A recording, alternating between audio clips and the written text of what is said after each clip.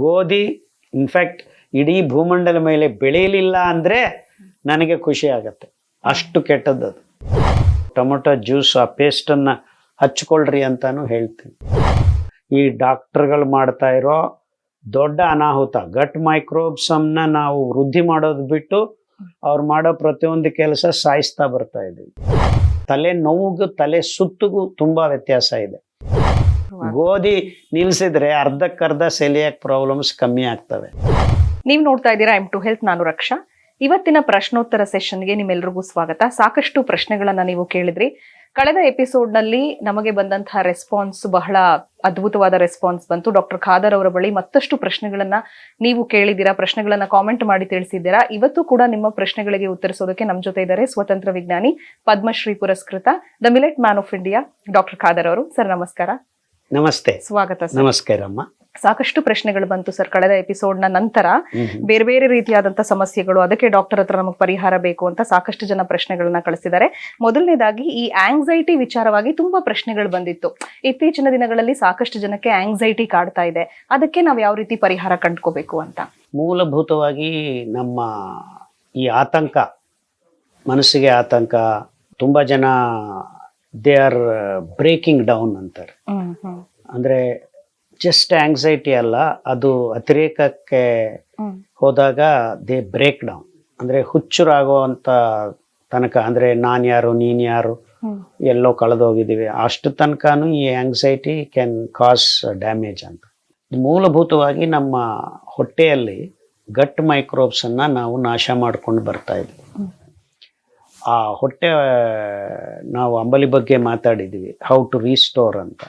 So ಅಂಬಲಿ ಒಂದನ್ನು ಬೆಳಿಗ್ಗೆ ತಿಂಡಿಗೆ ಮುಂಚೆ, ರಾತ್ರಿಗೆ ಊಟಕ್ಕೆ ಮುಂಚೆ ಕುಡಿಯೋಕ್ಕೆ ಶುರು ಮಾಡಿದ್ರೆ ಒಂದು 6 ವಾರದಿಂದ 3 ತಿಂಗಳೊಳಗೆ ನಿಮಗೆ ಈ ಆತಂಕದ ಅಂಶಗಳು ನಿಮ್ಮ ದೇಹದಿಂದ, ಮನಸ್ಸಿನಿಂದ, ಮೆದುಳಿನಿಂದ ಇಡೀ ದೂರ ಆಗಕ್ಕೆ ಶುರು ಆಗುತ್ತೆ.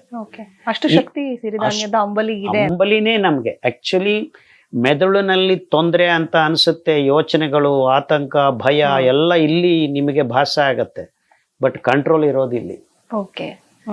ಸೊ ಈ ನ್ಯೂರೋ ಸಿಸ್ಟಮ್ಸ್ ಅನ್ನ ನಿಮ್ಮ ಹೊಟ್ಟೆಯಲ್ಲಿದ್ದ ಸೆಲಿಯಕ್ ರೀಜನ್ ಅಂತಾರೆ, ಅಲ್ಲಿರೋ ಮೈಕ್ರೋಬ್ಸ್, ಗಟ್ ಮೈಕ್ರೋಬ್ಸ್, ಗಟ್ ಬ್ರೈನ್ ಆಕ್ಸಿಸ್ ಅಂತಾನೆ ಒಂದು ಕಾನ್ಸೆಪ್ಟ್ ಇದೆ.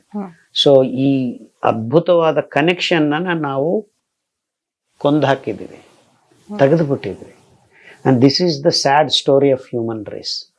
ಅಂದರೆ ನಮ್ಮ ಮಾನವ ಜಾತಿ ಈ ಅದ್ಭುತವಾದ ಅಂಶವನ್ನು, especially modern food systems and modern medicines, ಯಾವುದೇ ಮೆಡಿಸಿನ್ ತಗೊಳ್ಳಿ ಅಲೋಪತಿ ಸಿಸ್ಟಮಲ್ಲಿ, it's killing the microbes, killing the microbes, killing the microbes. 2.5 kilogram ಇರಬೇಕಾಗಿದ್ದ ಈ ಗಟ್ ಮೈಕ್ರೋಬಯೋಮ್ ಮ್ಯಾಸ್, ಅಂದರೆ ಆ ಭಾರ, ಆ ಪ್ರಮಾಣ ಈಗ 1.1 ಕಿಲೋಗೆ ಬಂದಿದೆ. ಅಂದರೆ ಮೋರ್ ದೆನ್ ಹಾಫ್. ಸೊ ಆ ನರನಾಡಿಗಳ ನಿಯಂತ್ರಣ, ಆ ರಕ್ತ ಪ್ರಸಾರ, ಬ್ರೈನ್ ಅಲ್ಲಿ ಎಲೆಕ್ಟ್ರಿಕ್ ಸಿಗ್ನಲ್ಸು, ಈ ಸಂಯೋಜನೆ ಎಲ್ಲ ಈ ಗಟ್ ಮೈಕ್ರೋಬ್ಸ್ ಕಂಟ್ರೋಲ್ ಮಾಡುತ್ತೆ. ಆ ಕೆಮಿಕಲ್ಸ್, ಆ ಬಯೋಕೆಮಿಕಲ್ ಪ್ರಾಸೆಸಸ್ ಅನ್ನ ನಿಯಂತ್ರಣ ಮಾಡೋದಕ್ಕೆ ಬೇಕಾಗಿದ್ದ ಅಂಶಗಳು ಇಲ್ಲಿವೆ. ಅಂಡ್ ಆ ಇನ್ನೊಂದು ಡೈನಮಿಕ್ ಇಂಟ್ರಾಕ್ಷನ್ ಅಂತೀವಿ. ಈಗ ನೀವು ನಾನು ಕೂತ್ಕೊಂಡು ಸುಮ್ಮನೆ ಓದ್ತಾ ಇದ್ರೆ ದೇರ್ ಇಸ್ ನೋ ಇಂಟ್ರಾಕ್ಷನ್. ನಾನು ಮಾತಾಡೋದಕ್ಕೆ ನೀವು ನಕ್ಕಿದ್ದೀರಾ, ನೀವು ನಕ್ಕದ ಮೇಲೆ ನನಗೆ ಒಂಥರ ಖುಷಿ ಆಗತ್ತೆ. See this is dynamic interaction. ಆ ಥರ ಇಂಟ್ರಾಕ್ಷನು ನಿಮ್ಮ ಹೊಟ್ಟೆಯಲ್ಲಿದ್ದ ಸೂಕ್ಷ್ಮ ಜೀವಿಗಳು ನಿಮ್ಮ ಬ್ರೈನಲ್ಲಿ ನಡೀತಾ ಇರೋ ಆ ಸಿಗ್ನಲ್ಸ್ಗೆ ಕನೆಕ್ಷನ್ ಇರುತ್ತೆ. ಅಂದರೆ ಆ ಅದ್ಭುತವಾದ ಸಂಯೋಜನಾ ಶಕ್ತಿ ದೇವರು ಕೊನೆಗೆ ಎಲ್ಲಿಟ್ಟಿದ್ದಾರೆ? ಹೊಟ್ಟೆಯಲ್ಲಿ ಇಟ್ಟಿದ್ದಾರೆ. ಸೊ ಅದನ್ನೇ ನಾವು ಸಾಯಿಸೋಕ್ಕೆ ಶುರು ಮಾಡಿದ್ವಿ. ನೀವು ಒಂದು ಸ್ಟೆರಾಯ್ಡ್ ತಗೊಂಡ್ರು, ಆ್ಯಂಟಿಬಯೋಟಿಕ್ ತಗೊಂಡ್ರು, ಫರ್ಟಿಲೈಸರ್ ಫುಡ್ ತಗೊಂಡ್ರು, ಇವೆಲ್ಲ ಆ ಅದ್ಭುತವಾದ ಶಕ್ತಿಯನ್ನು ಕುಂಟು ಮಾಡ್ತಾ ಬರ್ತಾ ಇದ್ವಿ. ಅದರಿಂದ ಒಂದು ಹಂತಕ್ಕೆ ಬಂದಾಗ ಸ್ಟ್ರೆಸ್ ಅಂತ ಹೇಳಿ ಆತಂಕ ಜಾಸ್ತಿ ಆಗ್ತದೆ. ಅದು ಬೇರೆ ಬೇರೆ ಪರಿಣಾಮಗಳಿರ್ಬೋದು. ಒಂದು ಕಳ್ಳ ಬರ್ತಾನೆ ಅಂತ ಭಯ ಇರ್ಬೋದು, ಅಥವಾ ನನಗೆ ನಾಳೆ ಏನಾಗತ್ತೆ ಅನ್ನುವ ಒಂದು ಆತಂಕ ಇರ್ಬೋದು, ಇವೆಲ್ಲಾನು ಸಂಯೋಜನೆ ಮಾಡಿಕೊಂಡು ನೆಮ್ಮದಿ ತರಿಸ್ಕೊಳ್ಳೋದಕ್ಕೆ ಬೇಕಾಗಿದ್ದು ಗಟ್ ಮೈಕ್ರೋಬಯೋಮ್. ಅದನ್ನು ನಾವು ಸಾಯಿಸ್ತಾ ಇರೋದ್ರಿಂದ ಈ ರೀತಿ ರೋಗಗಳು ಹೆಚ್ಚಾಗ್ತಾ ಇದೆ. ಕೆಲವರಿಗೆ ಆತಂಕದಿಂದ ಭಯ ಆಗೋದು ಬಿಟ್ಟು ಕೋಪ ಬರುತ್ತೆ. ಕೋಪ ಬಂದಾಗ ಕೈಯಲ್ಲಿ ಏನಿದ್ರೆ ಅದನ್ನು ಬಿಸಾಕೋದು. These are also manifestations of this kind of mental illnesses ಅಂತಾರೆ. ಸೊ ಈ ಥರ ಗುಂಪುಗಳೆಲ್ಲನೂ ನಾವು ಸೇರಿಸಿ ಅಂಬಲಿ ರೆಡಿ ಮಾಡೋದಕ್ಕೆ ಫೈಬರ್ ಬೇಕು. ಫೈಬರ್ ಇಲ್ಲದೆ ಧಾನ್ಯ, ಅಕ್ಕಿ, ಗೋಧಿಯಿಂದ ಸಾಧ್ಯ ಇಲ್ಲ. So that's why millets become very important. So ಬೆಳಗ್ಗೆ ತಿಂಡಿಗೆ ಮಾಡೋಕೆ ಮುಂಚೆ ಒಂದು ಸತಿ ಒಂದು ಲೋಟ, ರಾತ್ರಿ ಊಟ ಮಾಡೋ ಮುಂಚೆ ಒಂದು ಲೋಟ ಕುಡಿಯೋಕ್ಕೆ ಶುರು ಮಾಡಿದರೆ 90% ಆಫ್ ದ ಪ್ರಾಬ್ಲಮ್ಸ್ 3 months ಹದಕ್ಕೆ ಬರ್ತದೆ. ಅಫ್ಕೋರ್ಸ್ ಒಂದು ಒಳ್ಳೆ ಡಾಕ್ಟರ್ ಹತ್ರ ಹೋಗಿ ನೋಡೋದು ಅಸೈಡ್, ಮನೆಯಲ್ಲೇ ತಾವಷ್ಟಿಗೆ ತಾವೇ ಈ ಬದಲಾವಣೆ ಮಾಡಿಕೊಂಡ್ರೆ 2 ದಿವಸ ಒಂದೊಂದು ಧಾನ್ಯದ್ದು ಅಂಬಲಿ ಕುಡಿಯೋಕೆ ಶುರು ಮಾಡಿದರೆ they will be feeling much better in a matter of 3 months. Anxiety ಕಂಟ್ರೋಲ್ಗೆ ಬರುತ್ತೆ. ಸರ್, ಇದು ಸೀಲಿಯಾಕ್ ಡಿಸೀಸ್ ಬಗ್ಗೆ ಕೇಳ್ತಿದ್ದಾರೆ ಇವರು, ಪರಿಹಾರ ತಿಳಿಸಿ ಅಂತ. ಇದು ಆಟೋಇಮ್ಯೂನ್ ಡಿಸೀಸ್ ಅಂತ ನಾನು ನೋಡಿದೆ, but celiac disease is this only. Celiac reason ಅಂದ್ರೆ ಆ ಪೈಲೋರಿಕ್ ಸ್ಫಿಂಕ್ಟರ್ ಅಂತ ಇರುತ್ತೆ. ಅಂದ್ರೆ ನಮ್ಮ ಹೊಟ್ಟೆ ಉದರನ್ನ ಮತ್ತೆ ಸಣ್ಣ ಕರಳನ್ನ ಕಂಟ್ರೋಲ್ ಇರುತ್ತೆ. ಈಗ ನಾವು ನೀರು ಕುಡಿದ್ರೆ ಬುರುಕ್ ಅಂತ ಹೋಗುತ್ತೆ ಕೆಳಗಡೆ. ಅದೇ ಸಾಲಿಡ್ ಫುಡ್ ತಿಂದ್ರೆ, ಸೆಮಿ ಸಾಲಿಡ್ ಫುಡ್ ತಿಂದ್ರೆ ಅದು ಹೋಗೋದಿಲ್ಲ. ಆ ಸ್ಫಿಂಕ್ಟರ್ ತಡೆದಿಟ್ಟಿರುತ್ತೆ. ಇದೆಲ್ಲ ಆಸಿಡ್ ಬರಬೇಕು, ಜೀರ್ಣ ಆಗಬೇಕು, ಅದಾದ್ಮೇಲೆ ಅದು ಓಪನ್ ಆಗಿ ಮೆತ್ತಿಗೆ ಒಳಗಡೆ ಹೋಗುತ್ತೆ. ಸೊ ಅಲ್ಲಿಂದ ಹಿಡ್ಕೊಂಡು ರೆಕ್ಟಮ್ ತನಕ ಸಿಗ್ಮಾಯ್ಡ್ ಕರ್ವ್, ಕೋಲನ್, ಇದೆಲ್ಲ ಸೆಲಿಯಾಕ್ ರೀಸನ್ನೇ ನಮಗೆ. This is called celiac reason. ಅದನ್ನ ಹಾಳು ಮಾಡೋದೇ ಈ ಗೋಧಿಯಲ್ಲಿದ್ದ gluten. That's way celiac problems ಎಲ್ಲ. ಗೋಧಿ ನಿಲ್ಸಿದ್ರೆ ಅರ್ಧಕ್ಕರ್ಧ ಸೆಲಿಯಾಕ್ ಪ್ರಾಬ್ಲಮ್ಸ್ ಕಮ್ಮಿ ಆಗ್ತವೆ. ಬಿಕಾಸ್ ನಾವು ಔಷಧಿಗಳು ತಗೊಂಡು ಸಾಯಿಸೋದು ಒಂದು ಕಡೆ ಆದ್ರೆ, ಈ ಗೋಧಿ ಬಂದ್ಮೇಲೆ ಡೈಲಿ ಊಟದಲ್ಲೇ ಸಾಯಿಸ್ತಾ ಇದ್ದೀವಿ. ಕೆಮಿಕಲ್ಸು ಅಲ್ಲ, ಆ ಗೋಧಿಯಲ್ಲಿ ಪ್ಯೂರ್ ಗೋಧಿ ತಂದು ತಿಂದ್ರೂ ನಿಮ್ಮ ಮೈಕ್ರೋಬ್ಸ್ ಸಾಯಕ್ಕೆ ಶುರು ಮಾಡ್ತವೆ. ಸೊ ಈ ಸೆಲಿಯಾಕ್ ಪ್ರಾಬ್ಲಮ್ಸ್ ಎಲ್ಲದಕ್ಕೂ ಮೂಲ ಕಾರಣ ನಮ್ಮ ಆಹಾರದಲ್ಲಿ ಗೋಧಿ ಬಂದು ಸೇರ್ಕೊಂಡಿರೋದು. ಆಮೇಲೆ ಕೆಲವು ಬೇರೆ ಧಾನ್ಯಗಳು ಇವೆ, ಅದನ್ನೆಲ್ಲ ಬಿಡಬೇಕು. ನಮ್ಮ ಮಿಲೆಟ್ಸ್ ಅಲ್ಲಿ ಯಾವ ತೊಂದರೆ ಇಲ್ಲ. Millets are prebiotic. ಅಂದ್ರೆ ನೀವು ಬರೀ ಮಿಲೆಟ್ಸ್ ತಿಂತಾ ಇದ್ರು, ಅಂಬಲಿ ಕುಡಿಯದೇ ಇದ್ರೂ ಮೆತ್ತಿಗೆ ಅದು ಒಳಗಡೆ ವೃದ್ಧಿ ಆಗ್ತವೆ. But you should not wait. According to me ಅಂಬಲಿ ಕುಡೀರಿ, ನೇರವಾಗಿ ರೆಡಿ ಮಾಡಿ ಸೂಕ್ಷ್ಮ ಜೀವಿಗಳನ್ನೇ ಹಾಕಿ. So most of the diseases are actually origin is from celiac area. So celiac diseases can transmutate into autoimmune disease.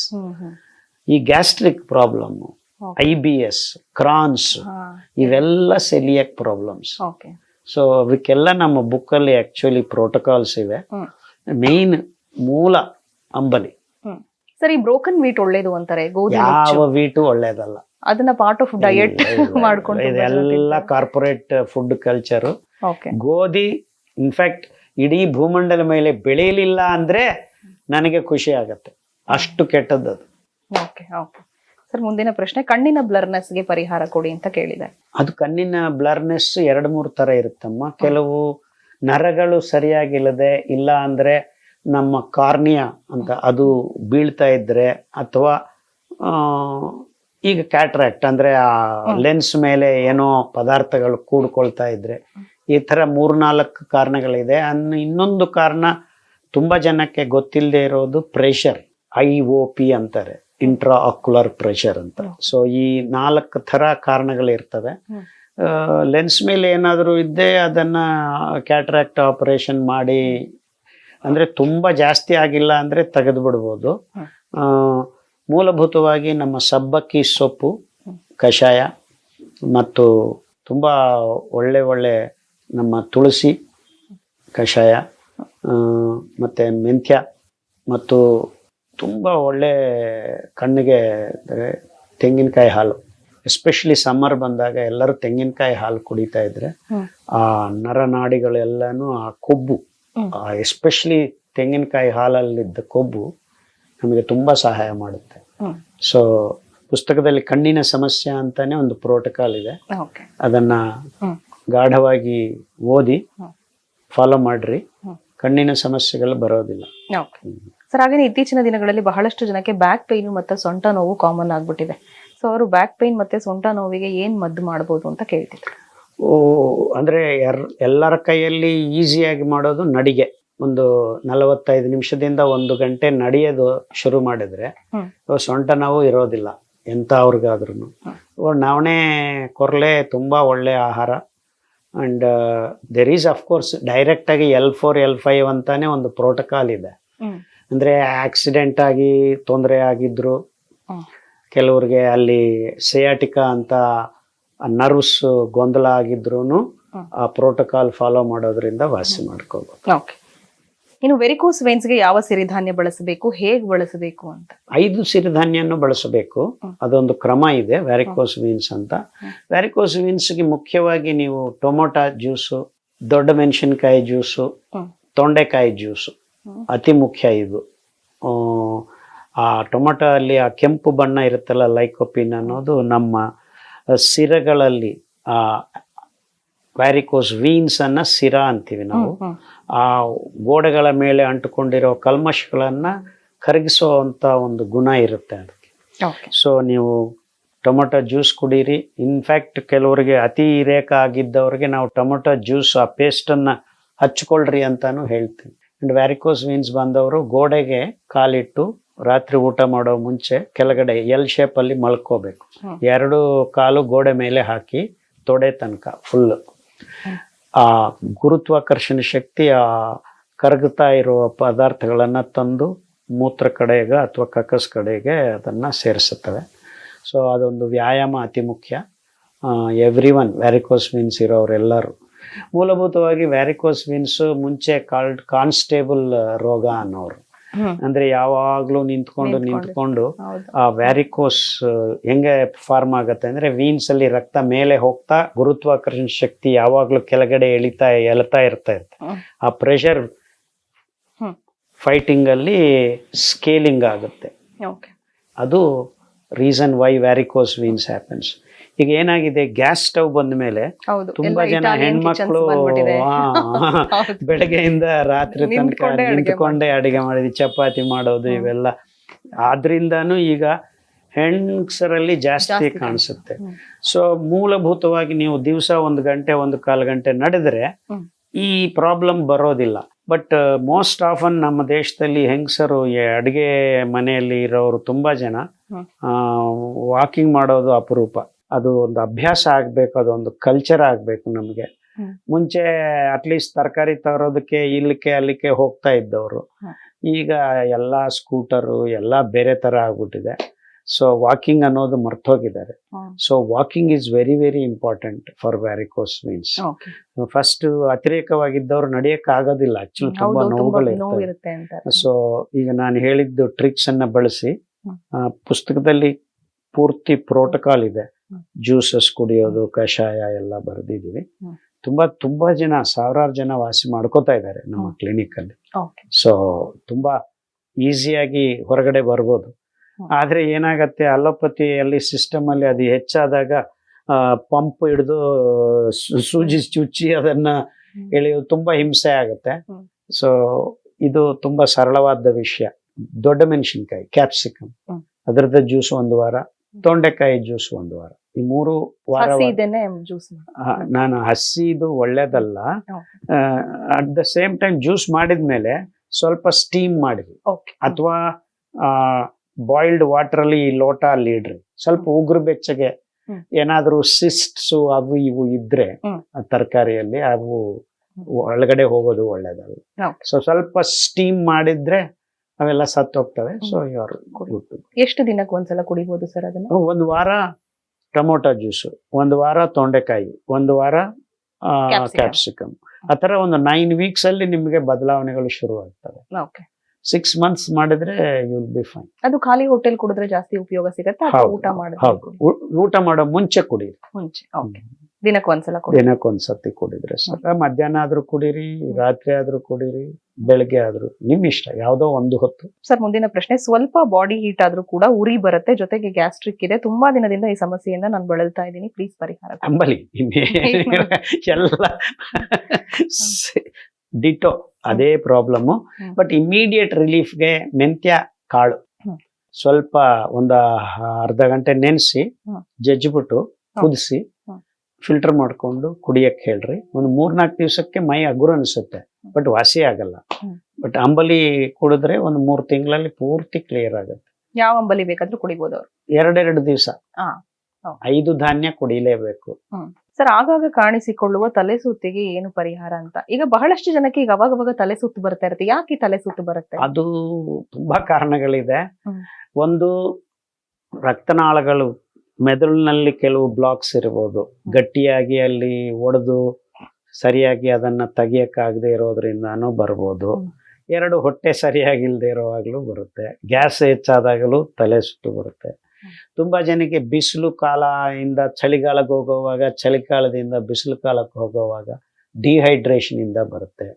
ಅಂದ್ರೆ ಮೂಲಭೂತವಾಗಿ ಎಲ್ಲರೂ ಸರಿಯಾಗಿ ನೀರು ಕುಡಿಬೇಕು. ತಲೆನೋವು ಬರ್ತಾ ಇದೆ ಅಂದ್ರೆ ನೀರು ಕುಡಿಯಬೇಕು. ಮೋಸ್ಟ್ ಆಫನ್ ಇಂಥವ್ರೆಲ್ಲರೂ ಕಾಫಿ ಟೀಗೆ ಅಭ್ಯಾಸ ಮಾಡ್ಕೊಂಡಿರ್ತಾರೆ. ಕಾಫಿ ಕುಡಿಯದೇ ಇರೋದ್ರಿಂದ ತಲೆನೋವು ಬಂದಿದೆ ಅಂತ ಮತ್ತೆ ಇನ್ನೊಂದು ಕಾಫಿ ಕುಡಿತಾರೆ. ಸೊ ಇವೆಲ್ಲ ಕೆಲವು ತರ. ಬಟ್ ತಲೆ ನೋವಿಗೂ ತಲೆ ಸುತ್ತಿಗೂ ತುಂಬಾ ವ್ಯತ್ಯಾಸ ಇದೆ. ತಲೆ ಸುತ್ತು ಅಂದ್ರೆ problem is much more serious. Dizziness ಬರ್ತಾ ಇದೆ ಅಂದ್ರೆ it can be indicating something deeper inside. So ಆ ತರ ತಲೆ ಸುತ್ತು ತಲೆನೋವು 2 ಇದ್ರೆ ಡಾಕ್ಟರ್ ಹತ್ರ ಹೋಗಿ ತೋರಿಸ್ಕೊಂಡು, ಅಫ್ಕೋರ್ಸ್ ಅಂಬಲಿ ಕುಡಿಯಕ್ಕೆ ಶುರು ಮಾಡಿದ್ರೆ most of the problems get set. So ಅಂಬಲಿ ಮಾನವ ಜಾತಿಗೆ ಅಮೃತ ಇದ್ದಂಗೆ. ರೋಗಗಳನ್ನ ಪತ್ತೆ ಹಚ್ಚಿ ದೂರ ಮಾಡೋ ಒಂದು ವ್ಯವಸ್ಥೆ ನಮ್ಮ ಹೊಟ್ಟೆಯಲ್ಲಿ ದೇವರು ಕೊಟ್ಟಿರೋದನ್ನ ನಾವು ಅವೈಜ್ಞಾನಿಕವಾಗಿ ಕಳೆದ 80 ವರ್ಷದಿಂದ ನಮ್ಮ ಆಹಾರ ಬದಲಾವಣೆಯಿಂದ, ನಮ್ಮ ಆಧುನಿಕ ಚಟುವಟಿಕೆಗಳಿಂದ, ಈ ಡಾಕ್ಟರ್ಗಳು ಮಾಡ್ತಾ ಇರೋ ದೊಡ್ಡ ಅನಾಹುತ, ಗಟ್ ಮೈಕ್ರೋಬ್ಸಮ್ನ ನಾವು ವೃದ್ಧಿ ಮಾಡೋದು ಬಿಟ್ಟು ಅವ್ರು ಮಾಡೋ ಪ್ರತಿಯೊಂದು ಕೆಲಸ ಸಾಯಿಸ್ತಾ ಬರ್ತಾ ಇದ್ದೀವಿ. ಸೊ ಇದನ್ನ ಜನರು ಅರ್ಥ ಮಾಡ್ಕೋಬೇಕು. ಸೊ ಅಂಬಲಿ ಕುಡಿಯೋಕೆ ಶುರು ಮಾಡಿದ್ರಿ, ಒಂದು 6 ತಿಂಗಳು ಕನಿಷ್ಠ ಡೈಲಿ ಕುಡೀರಿ. ಆಮೇಲೆ ಬೇಕಾದ್ರೆ ವಾರಕ್ಕೆ 3 ಸತಿ 4 ಸತಿ ಮಾಡ್ಕೋಬಹುದು. ಬಟ್ ಮೊದಲೇ ನಾನು ಹಂಗೆ ಹೇಳಿದ್ರೆ ಸರಿ ಇರಲ್ಲ. ಬಟ್ ಐ ಪರ್ಸನಲಿ ಥಿಂಕ್, ನಾನು ಖುದ್ದಾಗಿ ವೈಯಕ್ತಿಕವಾಗಿ ಪ್ರತಿ ದಿವಸ ಅಂಬಲಿ ಕುಡಿಯದೆ ಊಟ ಮಾಡೋದಿಲ್ಲ. ರಾತ್ರಿ ಊಟ ಬಿಡ್ತೀನಿ, ಅಂಬಲಿ ಬಿಡಲ್ಲ. Every time I don't mind not eating, but ಅಂಬಲಿ ಅಂತೂ ಕುಡಿಬೇಕು. 1 ಹೊತ್ತು ಮಿನಿಮಮ್ ಅಂಬಲಿ ಕುಡಿಬೇಕು. ಅಫ್ಕೋರ್ಸ್ ನಾನು 1 ದಿವಸ ಉಪವಾಸ ಇರ್ತೀನಿ. ಅಂದ್ರೆ ತಿಂಗಳಲ್ಲ, ವಾರದಲ್ಲ ಸರ್? ಇಲ್ಲ, ಏಕಾದಶಿ ನಾನು ಉಪವಾಸ ಇರ್ತೀನಿ. ಪ್ರಯಾಣ ಮಾಡಿದಾಗ 1 ದಿವಸ ಉಪವಾಸ ಇದ್ಬಿಟ್ರೆ ಈಸಿ ಆಗತ್ತೆ ನನಗೆ. ಸೊ ಎಲ್ಲಿಗೋದಾಗ್ಲೂ ನಾನು ಉಪವಾಸ ಅಂತ ಹೇಳ್ತೀನಿ, ಅವರು ಹಿಂಸೆ ಮಾಡೋದಿಲ್ಲ. ಈಗ ಸಾಕಷ್ಟು ಜನ ಪ್ರೋಟೋಕಾಲ್ ಅಂದ ತಕ್ಷಣ ನೀವು ಕನ್ಫ್ಯೂಸ್ ಆಗ್ಬೇಡಿ. ಒಂದು ಸ್ಕ್ಯಾನರ್ ಅನ್ನ ನಾವು ಡಿಸ್ಪ್ಲೇ ಮಾಡ್ತೀವಿ. ಆ ಸ್ಕ್ಯಾನರ್ ಅನ್ನ ನೀವು ಸ್ಕ್ಯಾನ್ ಮಾಡಿದ ತಕ್ಷಣ ಒಂದು ಲಿಂಕ್ ಕಾಣಿಸುತ್ತೆ. ಆ ಲಿಂಕ್ ಅನ್ನ ನೀವು ಕ್ಲಿಕ್ ಮಾಡಿದ್ರೆ ನಿಮ್ಗೆ PDF ರೂಪದಲ್ಲಿ ಈಗೆಲ್ಲ ನಾವೇನ್ ಡಿಸ್ಕಸ್ ಮಾಡ್ತಾ ಇದೀವಿ ಎಲ್ಲಾ ಸಮಸ್ಯೆಗಳಿಗೂ ನಿಮ್ಗೆ ಅಲ್ಲಿ ಪರಿಹಾರ ಸಿಗುತ್ತೆ. ಅದನ್ನ ನೀವು ನೋಡ್ಕೊಳ್ಳಿ. ಬಿಕಾಸ್ ತುಂಬಾ ಜನ ಪುಸ್ತಕ ಎಲ್ಲಿ ಸಿಗುತ್ತೆ ಅಂತ ಕೇಳ್ತಿದ್ದಾರೆ. ಸೊ ಅವರು ಪುಸ್ತಕ ಅಂತ ಕನ್ಫ್ಯೂಸ್ ಮಾಡ್ಕೊಂಡಿದ್ದಾರೆ. ಹಾಗಾಗಿ thank you sir, thank you so much. ನಿಮ್ಮ ಸಾಕಷ್ಟು ಪ್ರಶ್ನೆಗಳಿಗೆ ಡಾಕ್ಟರ್ ಖಾದರ್ ಅವರು ಉತ್ತರ ನೀಡಿದ್ದಾರೆ.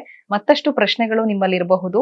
ನೀವು ಕಾಮೆಂಟ್ ಸೆಕ್ಷನ್ ಅಲ್ಲಿ ಈ ವಿಡಿಯೋ ನೋಡಿದ ಬಳಿಕ ನಿಮ್ಮ ಪ್ರಶ್ನೆಗಳನ್ನ ನೀವು ಕಳಿಸಿದ್ರೆ ನಾವು ಮುಂದಿನ ಸಂಚಿಕೆಯಲ್ಲಿ ಡಾಕ್ಟರ್ ಹತ್ರ ಆ ಪ್ರಶ್ನೆಗಳನ್ನ ಕೇಳ್ತೀವಿ. ಮತ್ತಷ್ಟು ಮಾಹಿತಿಗಾಗಿ ನೋಡ್ತಾ ಇರಿ M2 Health.